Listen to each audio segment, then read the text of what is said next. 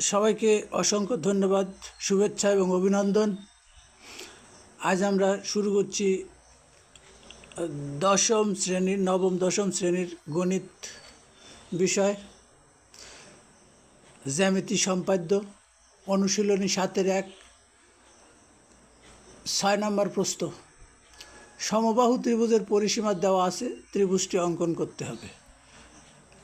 আমরা এই ত্রিভুজটি পূর্ববর্তী ভিডিওতে অঙ্কন দেখেছি। এবার দেখব এটার আরেকটা পদ্ধতি আছে, বিকল্প পদ্ধতি। সেই পদ্ধতিতে কিভাবে অঙ্কন করা যায়। তো আমরা জানি সমবাহু ত্রিভুজ মানে 3টি বাহু সমান। তো 3টি বাহু যদি সমান হয় তাহলে 3টি কোণও সমান হয়। তো 3টি কোণ যদি সমান হয় তখন প্রত্যেকটা কোণের পরিমাণ হবে 60 ডিগ্রি। সুতরাং আমরা যদি প্রত্যেকটা কোণকে 60 ডিগ্রি পরিমাপে অঙ্কন করতে পারি তাহলে সেটাই হবে সমবাহু ত্রিভুজ।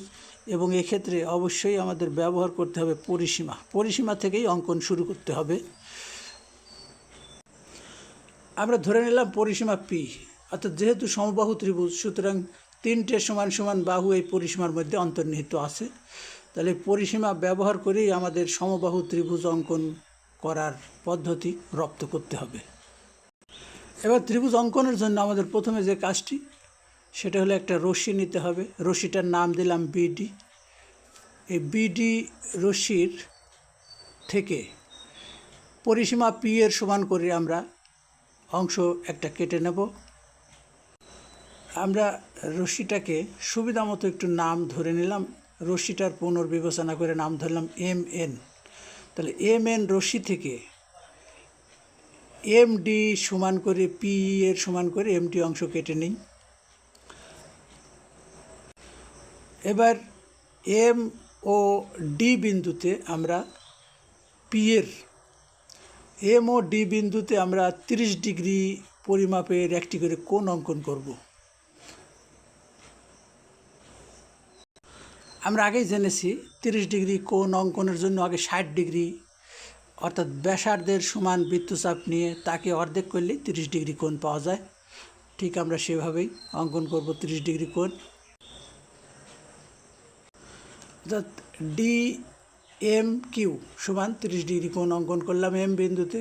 এবার ডি বিন্দুতেও আমরা একটি 30 ডিগ্রি কোণ অঙ্কন করব একই পদ্ধতি ব্যবহার করে। তাহলে DMQ 30 ডিগ্রি কোণ এবং MD আরও 30 ডিগ্রি কোণ, দুটি কোণ আমরা এম এবং ডি বিন্দুতে অঙ্কন করলাম। সুতরাং MQ রশ্মি এবং DR রশ্মি পরস্পর এ বিন্দুতে ছেদ করেছে। এখন আমরা এই এ বিন্দুতে আরও একটি করে 30 ডিগ্রি কোণ অঙ্কন করব। অর্থাৎ এ বিন্দুতে আমরা আরেকটি কোণ অঙ্কন করলাম MAP সমান 30 ডিগ্রি কোণ। সুতরাং যে ত্রিভুজের 2টি বাহু এখন আমরা দেখতে পাচ্ছি MAP একটি ত্রিভুজ, অর্থাৎ সমদ্বিবাহু ত্রিভুজ যার 2টা কোণ সমান, সুতরাং 2টি বাহুও সমান হবে। অর্থাৎ MP = AP, এই বাহু 2টি পরস্পর সমান হবে।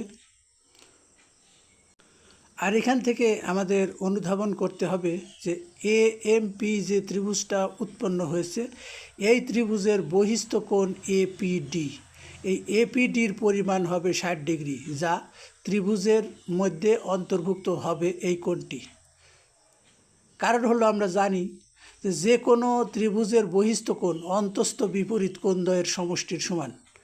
তো সেই হিসাবে অন্তস্থ বিপরীত কোণ 30 + 30 60, সুতরাং APD কোণও 60 ডিগ্রি হবে। এ বিন্দুতে আমরা আরও একটি 30 ডিগ্রি কোণ অঙ্কন করলাম, সেটা হলো DAC, যা পূর্বের কোণটা ছিল MAB। এরা পরস্পর উভয় 30 ডিগ্রি।